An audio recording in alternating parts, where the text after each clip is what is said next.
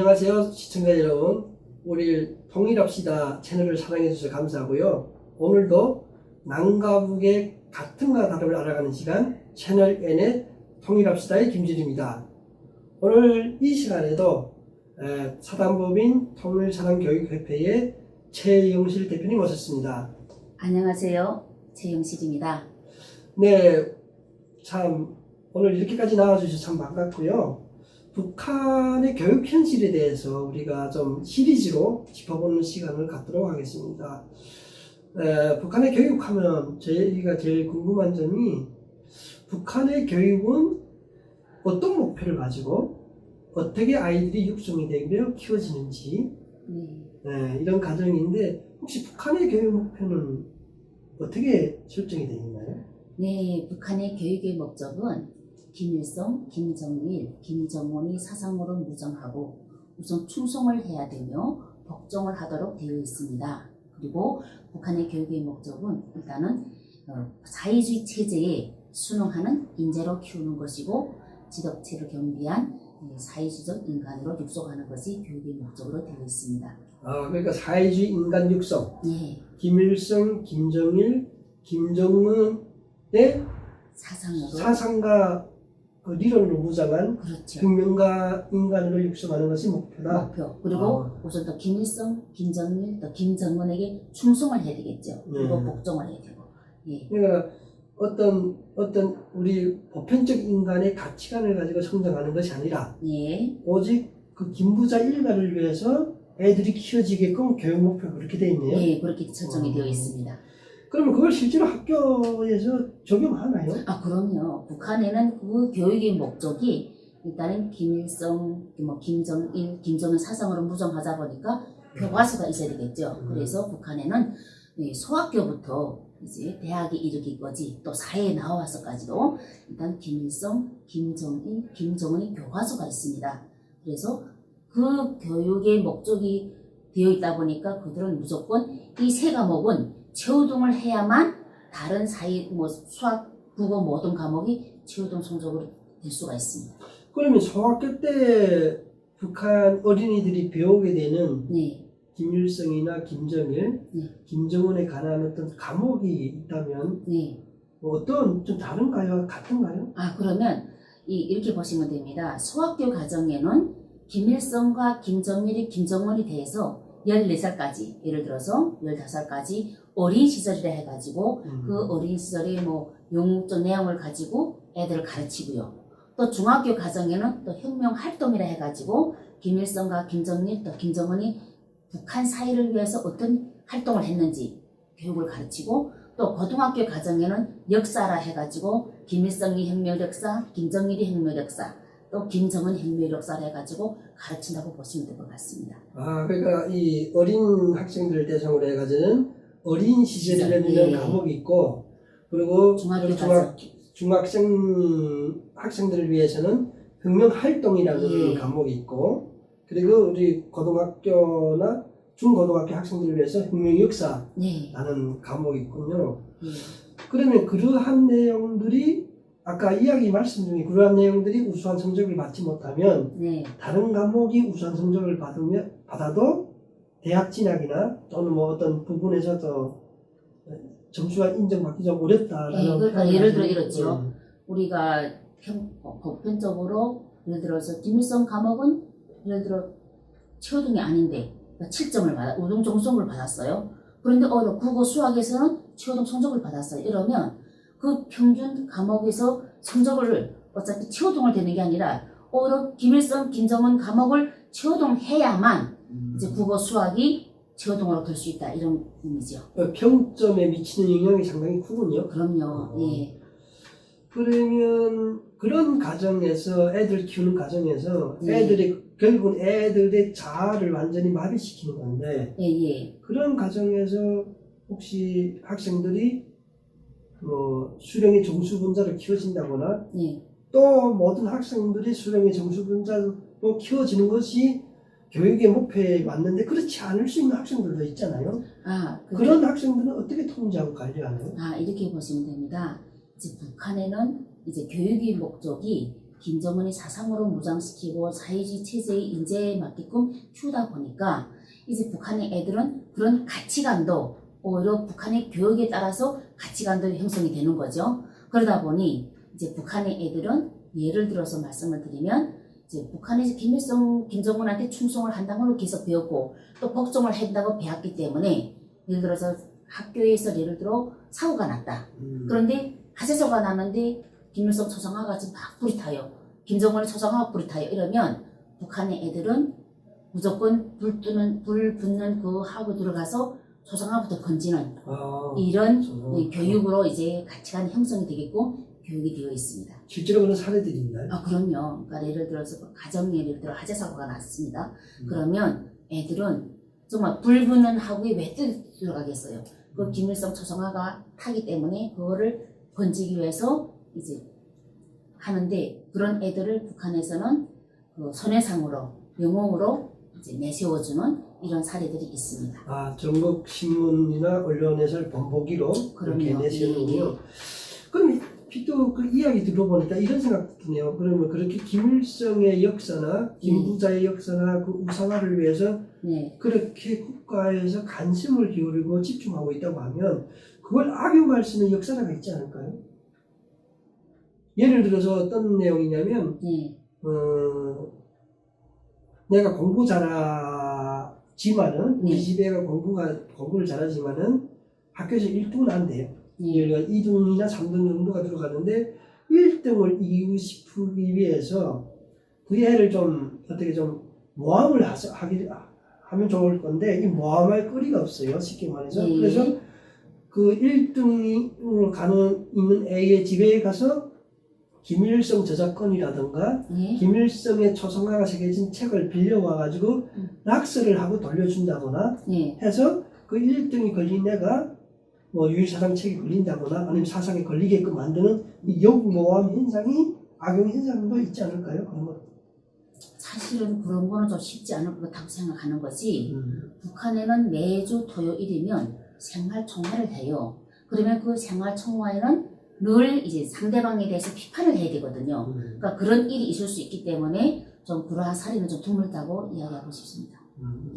자, 우리가 지영실 대표님 대한민국에 와서도 학교 교사로 또 활동을 하시는데 어떻습니까? 북한의 교육 목표와 남한의 교육 목표가 차이가 있는지요? 상당히 있죠. 그러니까 이제 북한에는 교육이 이제 아까도 이야기했지만 김정은이나 북한 체제를 유지하기 위한 충성과 복종을 교육이 목표고 그 다음에 집단주의 교육이 주를 이룹니다. 중점적으로 되어 있습니다. 그러나 남한의 교육은 사실은 개인의 인격을 도와야 하고 또 개인의 삶을 중요시하고 모든 것이 자유로움이 어디서 민주주의 교육으로 되어 있습니다.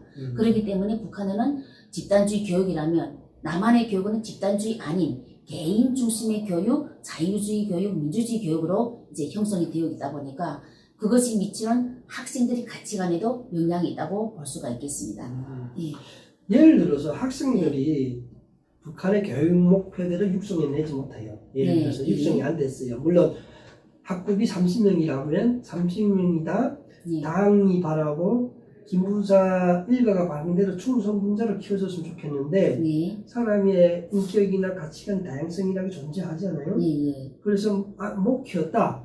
교사들이 받는 처벌이 있나요? 그럼요. 그러니까 예를 들어서 북한은 교육이 일단 국가가 책임을 지고 관리를 하는 시스템으로 되어 있습니다. 그래서 교사들한테 그 담임제가 해가지고 초학교 같은 경우에는 1학년부터 5학년까지 한 선생님이 담임을 해요.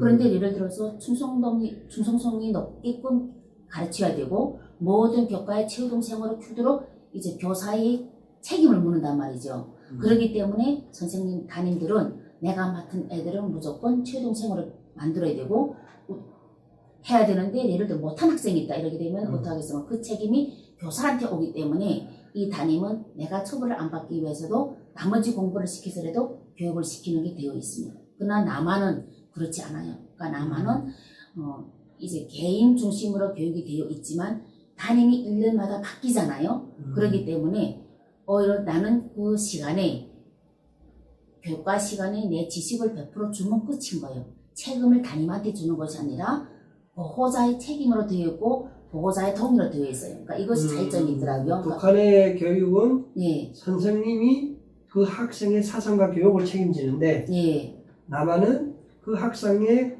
교육의 질과 그 학생의 인성을 선생님이 책임지는 것이 아니고 부모가 책임진다. 보호자 책임이 되어 있습니다. 그렇기 때문에 모든 예를 들어서 우리 북한에는 이제 예를 들어서 방과후 수업이 있어요. 그러면 북한에는 국가가 이제 교육 프로그램을 위해서 시행하게끔 되어 있습니다. 그러나 한국은 이 방과후 수업을 보호자가 신청하게끔 되어 있고 보호자 동의를 받게끔 되어 있어요. 그래, 동의서가 따로 있어요? 네, 따로 있어요. 그래서 그래요? 보호자가 동의를 하지 않으면 방과후 수업도 신청할 수가 없게 되어 있습니다. 그러니까 이런 것이 남과북의 교육의 차이라고 볼 수가 있겠습니다. 어떻습니까? 우리가 남한의 교실 이런 데 네. 들어가면 딱 정면에 네, 화이트보드나 칠판 있는 정면 위에 보면 뭐 나름대로 어떤 추구하는 가치관이 있잖아요. 뭐 네. 성실 무슨 뭐 도덕 무슨 뭐 네. 이런 가치관이 있듯이 북한도 교실 앞에 어떤 간판이 있나요? 그러니까 전혀 다른 것이 뭐냐면 북한은 당이 지시하고 당이 이제 내세운 목표대로 구호를 딱 해야 됩니다. 그리고 북한은 교육의 목적이 김일성과 김정은이 충성으로 복종을 되었기 때문에 무조건 모든 구호나 그 다음에 게시판들이 다 당의 요구대로만 되어 있거든요. 뭐 예를 들어서 김정은 고맙습니다 이런 식으로. 그러나 남한은 전혀 그것이 있는 게 아니라 학생 개개인이 중심에 되어 있기 때문에 모든 교육이 전체 학생을 대상으로 하는 이제 예를 들어서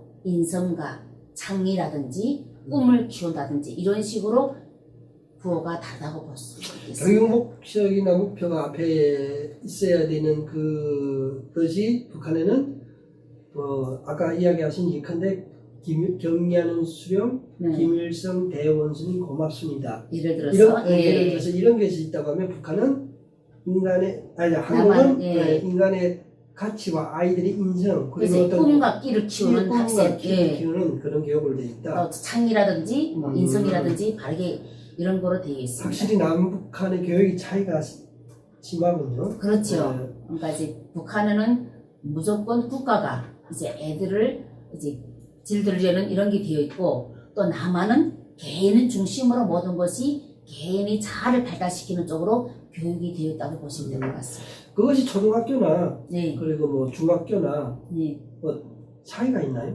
뭐 강도가 센다거나 아니면 약하다거나 뭐 이런 차이가 있나요? 교육 목적이 있어서요. 교육의 목적이나 아이들을 사회주의 예비 후계자로 키우는 어떤 예. 그런 방향성에서는 차이가 있나요, 남북한이? 그럼요. 그러니까 예를 들어서 이런 거죠. 그러니까 애들이 북에서는 집체 교육으로 해서 국가에 순종할 수 있도록 사회주의 체제만 인간으로 키우다 보니까 애들은 오직 국가의 복종과 충성으로만 알고 있어요. 그러니까 자기 개인이 자아 발달에 대한 전혀 신경을 못 쓰고 있고 오직 집단으로만 되어 있단 말이에요. 근데 한국에는 개인이 중심으로 되어 있다 보니까 모든 것이 오직 개인의 삶하고 연결시키는 거예요. 애들이 집단을 위해서 희생하려고 그러니까 이런 것이 좀 안 되어 있다고 볼 수가 있겠죠. 그러니까 그런 부분에서 차이가 있다고 보습니다. 그러니까 북한의 애들은 개인의 선택이 없고 한국의 애들은 개인의 선택이 있다는 거죠. 자유가 있고 이 부분에서 차이가 있습니다. 자, 그러면 북한의 교육의 문제점 또 교육의 어떤 목표, 문제점이라기보다 우리 남북한의 차이에 대한 교육의 현실에 대해서 이야기했는데 만약에 남한의 문제점이 있다면 한국에는 어떤 문제가 있는 교육의 문제가?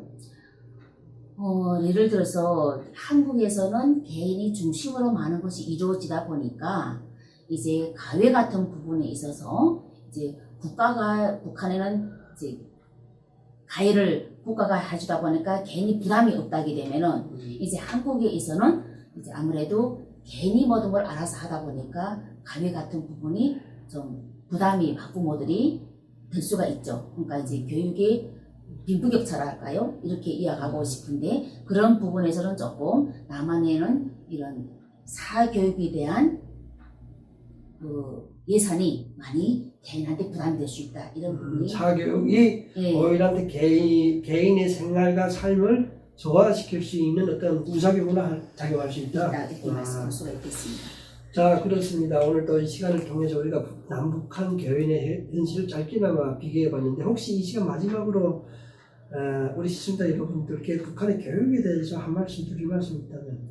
네, 일단은 이제 북한은 남한과 너무 다른 교육의 목적을 가지고 있습니다. 그렇기 때문에 오히려 남한에서는 자유롭고 자기 개인의 삶을 영위할 수 있는 이런 교육이 되어 있다 보니까 사실은 북한의 교육을 위해서는 우리가 통일을 봤을 때 빨리 남과 북이 이런 차이에서 좀 우리가 서로 나눌 수 있는 이런 시대가 왔으면 좋겠습니다.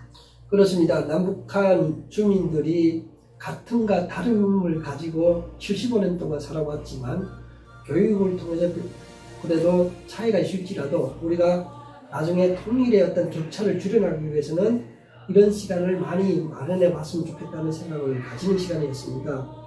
오늘 채널 N 통일합시다는 다음 시간에 계속 이어가도록 하겠습니다. 감사합니다. 감사합니다.